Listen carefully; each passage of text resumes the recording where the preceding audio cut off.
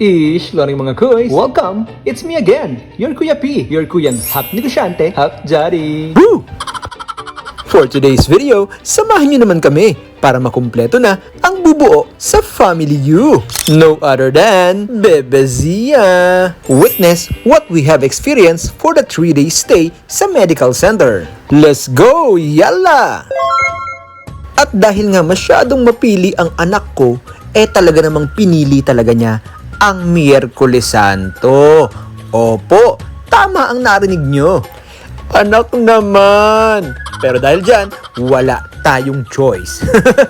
Let's go! Mag-empake, mag-repack, at ihanda ang lahat ng kailangang dalhin at nang matagal na nating na-prepare pa, di ba? This is it! Ito naman talaga yung pinaghahandaan natin few months ago pa. Kaya wag na natin patagalin yan, mami. Hala, sige, push karu. Actually, katapusan pa naman talaga ang due date ni mami. Pero dahil nga medyo high blood ang lola nyo, ay wala po tayong choice. Kaya kailangan na niyang magpabiak. Aruy! After check-up kay doktora at nakapag-decide kami na magpa-CS na, ayun, go straight na kami sa medical ng afternoon. At tulad nga ng naipangako, after 1 hour, tchadan! Meron na kaming baby! Atu-atungal na ako dito mga kuys. Ayan, talaga namang iba pala talaga yung feeling, no? Kapag first time dad ka, tapos inantay mo talaga ng katagal-tagal tong batang to. Lord, talaga naman, salamat po. Alas 4 ng hapon na nag-undergo ng operation si mami sa loob. So dahil hapon na rin naman, bumili na rin ako ng aming makakain. From 4:30 PM up to 8 PM kung hindi ako nagkakamali, ay nadala na si mami dito sa aming room from recovery area. Yung binili ko nga pala kanina is para sa amin ni mama, dinner namin. At dahil nga hindi pa naman pwedeng mag-hard food si mami, bumili muna ako ng mga liquid saka mga soft na pagkain para kay mami halimbawang magutom siya pag nagising na siya mamaya. Yung sitsiriya nga pala sa kayang ice cream. Sa akin yan ha. Thank you po Lord kasi safe po ang operation ni mami at ni baby.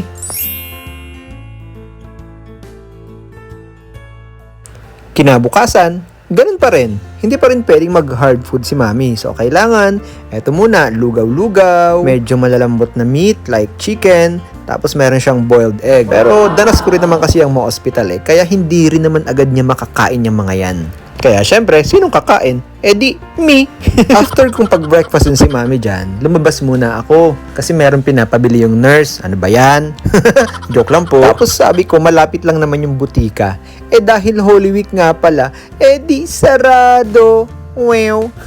Ayan. At kung saan-saang Mercury na ako napunta, tapat ng SM, Pure Gold, Bayan, at ito, sa South Star din pala ang aking bagsak. Pagbalik ko, inasikaso ko na yung PhilHealth ni mami sa ni baby. Mas maaga, mas maganda. Kasi meron silang time limit Time limit? I mean, may schedule. May nakalagay kasi doon. So dahil masunuri naman tayong daddy, siya, go! After nga pala mga anak ni Mrs., hindi muna namin nakatabi si baby. Diretso daw muna sa Nico for observation. Ayan, kinabukasan na nga pala to. At dahil na-miss ko yung anak ko, ayan, may viewing time naman sila. Kaya, pwedeng-pwede. After dun sa tunay kong anak, dito naman tayo sa malaki kong anak. O, diba? Instant. 2 anak ko. Ikaw ba naman ang mas-CS? Bilang isang ama, yes, kailangan natin maging si Superman. Not just for today, for a lifetime. Woo! Yan ang pangako ko. Promise. As in F.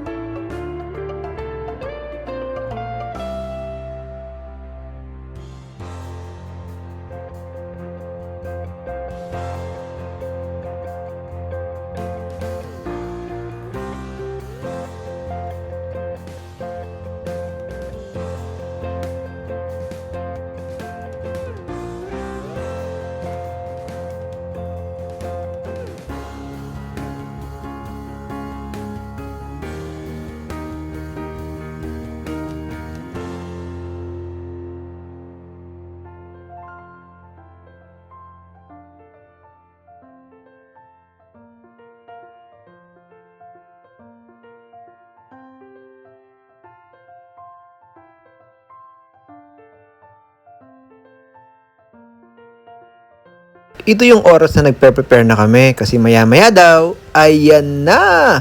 Andito na si Baby Z. Butchib-butchib naman ang pisngi eh. Ayan na, kasama na namin ang aming anak na inantay namin ng mapakatagal. Salamat Lord, this is it po. Kasama na namin siya. Grabe no, talagang ayaw namin siyang awatan ng tingin. Ganun pala yun, yung para kang nananalamin. Mini version of yourself. Woo! Thank you Lord talaga. Thank you ka talaga ng paulit-ulit. Hello po everyone. Ako nga po pala si Jazia Micaela. Eto na nga. Eto na ang tunay na laban. Gusto natin to ha? Eto na ang unang gabi ng puyatan. Unang gabi na halos hirap na hirap kaming padidehin si baby. Kasi syempre, nangangapa pa kami dahil mga first time parents. At ayan, hindi magkanda o gaga. Madaling araw na to mga kuys. Wala kang choice, kailangan mo maghele at kailangan mo siyang padidehin sa oras na kailangan na niyang kumain. Unang gabi ng aming bonding, unang gabi ng aming face to face. Kinabukasan na puyat. Lumabas muna ako dito saglit para bumili ng mineral water at saka ng pang breakfast namin. Naubusan na kami ng stocks eh. Ay bawal pa man din akong magutom.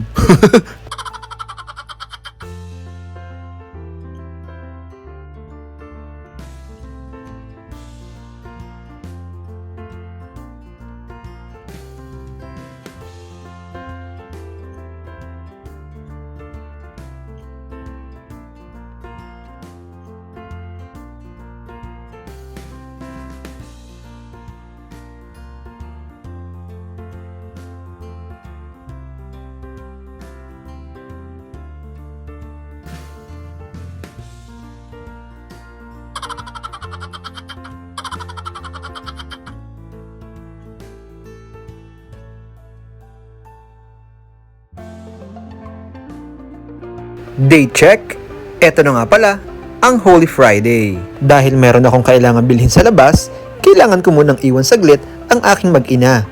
Ayaw ko man silang iwanan, kailangan eh. Meron ulit tayong kailangan bilhin para sa gamot ni Mami.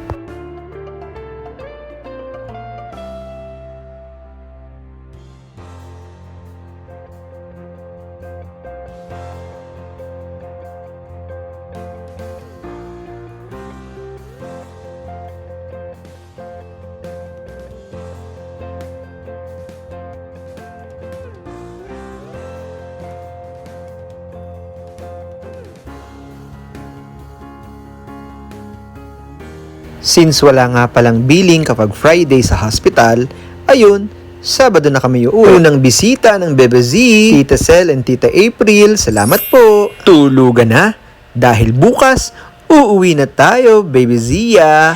Super excited na kami dyan na may uwi ka sa ating tahanan. Gustong gusto ka na namin makasama sa bahay, baby. Oops, Daddy, dahan-dahan. Baka makising ang baby. Good night muna.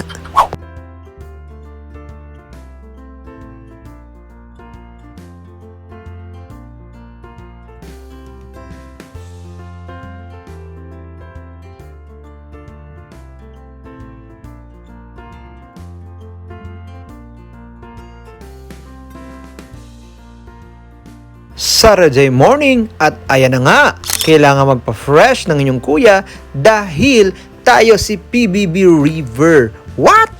Abay hindi, at tayo'y uuwi na. Ayan na. Super excited na kami dito mga kuys. Kaya bago kami umuwi at magbayad, nagpitsur-pitsur muna ang inyong mami, daddy at syempre si baby. Mahal na mahal ng Tita Sel at Tita April ang kanilang bagong pamangkin. Kaya naman, eto, sinundo na kami sa hospital. May pa-car ang lola mo. Wow. Salamat po mga titas. Eto na baby, uwi na muna tayo ha.